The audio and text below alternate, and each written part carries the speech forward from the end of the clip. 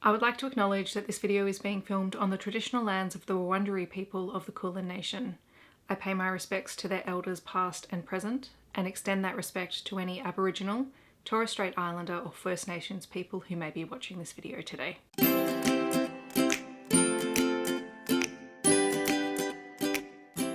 Hi everyone, my name is Steph, this is Novelty Corner and welcome back to my channel. You might notice I'm in a slightly different filming position because now I have a bookshelf in my living room.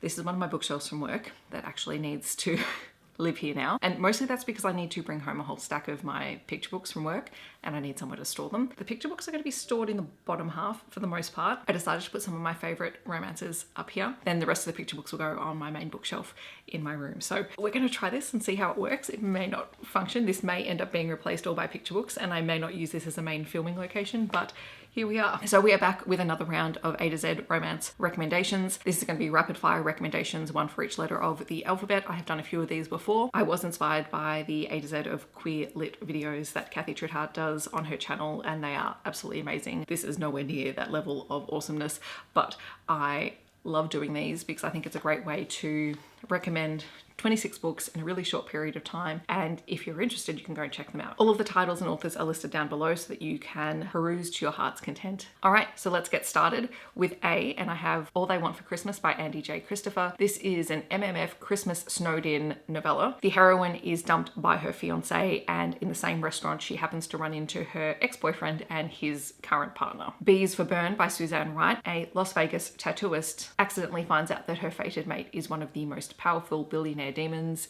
in the state. C is for Counterfeit Love by Jessica Gadziala. This is a contemporary romantic suspense book with a cinnamon roll hero who just wants to do right by the heroine and is her perfect counterpoint. Although with this one, I would say go check the author's website for content warnings. D is for Deal with a Demon by Chace Verity. This is a book that I have talked about a lot. It is a paranormal romance with a demon. A single mum unintentionally summons a demon who is there to help her out in any way that she sees fit, and so she basically has him become her house husband and take care of the kids in the house while she's working multiple jobs. E is for Exasperating by Onley James. This is an age gap romance between a security specialist and a man who is spiraling after his most recent breakup. F is for Fire on the Ice by Tamsen Parker. This is a sapphic sports romance between a figure skater and a speed skater. If you haven't read this one and you like sports romances, well, worth checking out. G is for Guarding Temptation by Talia Hibbert. This is a black love story. It features the trope of best friend's sister and it is about a political activist and an overprotective hero. H is for Hold by Claire Kent. This is a dark sci-fi romance set on a prison planet where a woman is sent after committing a minor crime, and in order to keep herself safe she decides to put herself under the protection of the most powerful man in the prison and offers up sex as payment. I is for In the Bedroom of Medusa by Magen.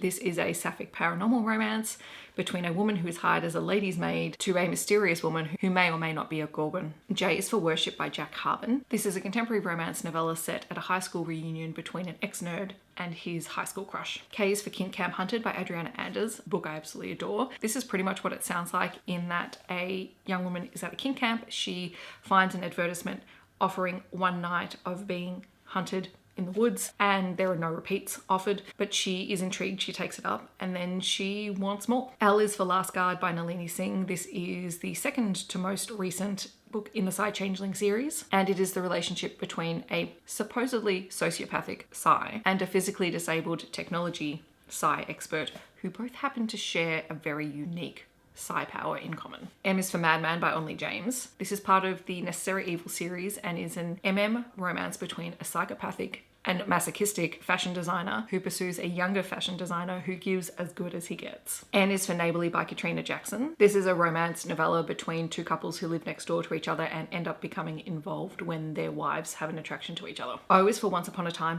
by Sierra Simone. This is a collection of short stories by Sierra Simone. They are fairy tale retellings that include the relationship between a PI and a ballerina, a witch and a masked man at a ball, and an MMF story of two friends and a man who stumbles into their cabin even in the middle of a storm. P's for Sweethand by N.G. Peltier. This is a hate-to-love romance between two people who have known each other for a long time and really don't get along, but who are forced to spend time together at the wedding for their sister and best friend. Q is for The Soulmate Equation by Christina.